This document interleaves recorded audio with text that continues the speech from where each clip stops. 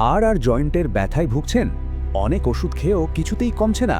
চলুন আজ আমরা এই যন্ত্রণার একেবারে গোড়া থেকে কারণটা খুঁজে বের করি। আচ্ছা, একটা অদ্ভুত প্রশ্ন করি। কি হবে যদি বলি হাড় শক্ত করার জন্য যে ক্যালসিয়াম বা দুধ খাচ্ছেন সেটাই হয়তো আপনার ক্ষতির কারণ হয়ে দাঁড়াচ্ছে? হ্যাঁ, ঠিকই শুনছেন। আমরা তো ছোটবেলা থেকে শুনে আসছি যত বেশি ক্যালসিয়াম তত শক্ত হাড়। কিন্তু এই ধারণাটাই আসলে একটা মস্ত বড় ভুল আর বিপজ্জনকও বটে। কারণটা কি?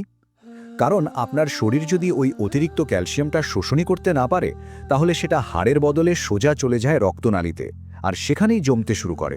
ফলাফল হার্ট ব্লকেজ বা কিডনিতে পাথরের মতো ভয়ঙ্কর সমস্যা। আর ভাববেন না এটা কোনো বিরল সমস্যা। একটা সমীক্ষা বলছে আমাদের দেশেই প্রায় ৪৭% বয়স্ক মানুষ এই গোলকধাঁধায় আটকে আছেন। মানে দিনের পর দিন ওষুধের পাতা বাড়ছে, কিন্তু যন্ত্রণা এক চুলও কমছে না। তাহলে আসল প্রশ্নটা হলো, এমনটা হচ্ছে কেন? আজ আমরা ঠিক এই রহস্যেরই পর্দাফাশ করব। একে বলা হয় অ্যাবজর্পশন প্যারাডক্স বা শোষণ বিভ্রাট। আর শুধু তাই নয়, আপনাদের হাতে তুলে দেব এমন 3টে চাবিকাঠি যা দিয়ে আপনি আপনার হাড়কে ভেতর থেকে মজবুত করতে পারবেন।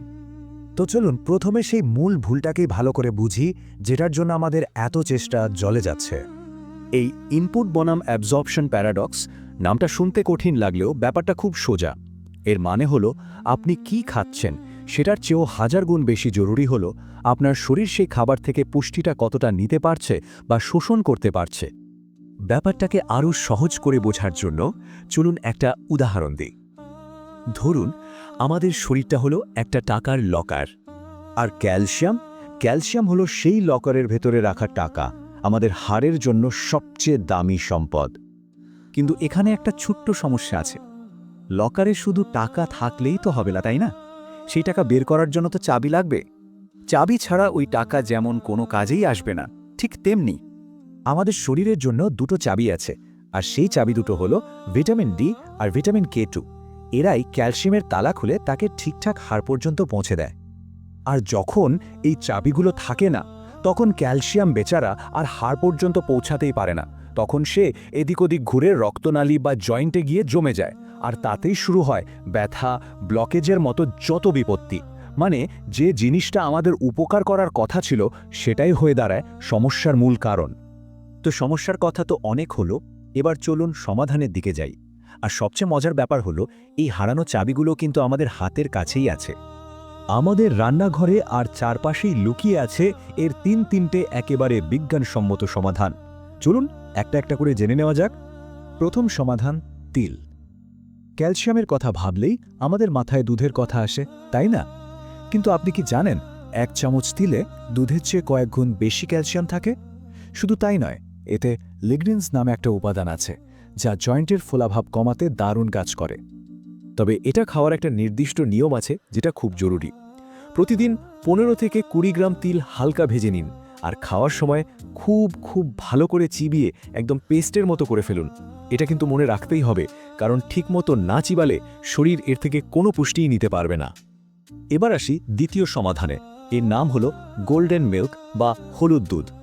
জয়েন্টের ব্যথা বা সকালে ঘুম থেকে ওঠার পর যে একটা আড়ষ্ট ভাব থাকে, সেটা কমানোর জন্য এর কোনো জুড়ি নেই।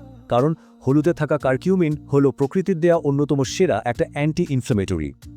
কিন্তু এখানে একটা টুইস্ট আছে। আমাদের শরীর কিন্তু শুধু হলুদ থেকে এই কারকিউমিন সহজে নিতে পারে না। আসল জাদুটা লুকিয়ে আছে 1 চিমটে গোলমরিচে। হলুদের সাথে সামান্য গোলমরিচ মেশালে এর শোষণ ক্ষমতা বেড়ে যায়। শুনলে অবাক হবেন, প্রায় 2000 গুণ। আর আমাদের 3 নম্বর সমাধানটা একদম বিনামূল্যের। এর দুটো অংশ, 1 সূর্যের আলো আর 2 সঠিক ওজন। মনে আছে তো সেই চাবির কথা? ভিটামিন ডি হলো সেই চাবি, আর এটা আমরা পাই সূর্যের আলো থেকে। এই ভিটামিন ডি ছাড়া আপনি যত ভালো ক্যালসিয়ামই খান না কেন, তার বেশিরভাগটাই কিন্তু শরীর থেকে বেরিয়ে যাবে। তাই প্রতিদিন সকালে অন্তত 10-15 মিনিট গায়ে রোদ লাগানোটা মাস্ট। আর ওজন, এটা কোনো ম্যাজিক নয়, একেবারে সোজা সাপটা বিজ্ঞান। আপনি যদি আপনার শরীরের ওজন মাত্র 1 কেজি কমান, তাহলে আপনার হাঁটুর ওপর থেকে চাপ কমে যায় প্রায় 4 কেজি। ভাবুন একবার। তো এত কিছু তো জানলাম, এবার এই জ্ঞানটাকে বাস্তবে কাজে লাগানোর পালা। তাই আপনাদের জন্য থাকছে একটা ছোট্ট সহজ 7 দিনের চ্যালেঞ্জ। তার আগে একটা কথা বলি, হাড়ের ব্যথাকে জীবনের শেষ বলে ভাববেন না। এটা আসলে আপনার শরীরের তরফ থেকে একটা সিগন্যাল। শরীর আপনাকে বলছে, এবার একটু আমার দিকে তাকাও, আমার একটু যত্ন নাও। চ্যালেঞ্জটা খুবই সহজ।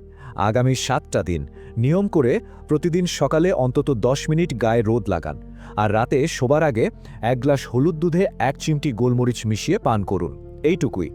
1 সপ্তাহ পর আপনার কেমন লাগছে সেটা আমাদের জানাতে কিন্তু ভুলবেন না। সবশেষে এটাই বলবো, ব্যথা মানে থেমে যাওয়া নয়, ব্যথা মানে নতুন করে শুরু করার একটা সংকেত। এটা নিজের শরীরের কথা শোনার আর ওর যত্ন নেওয়ার একটা দারুণ সুযোগ। সবাই সুস্থ থাকুন, ভালো থাকুন।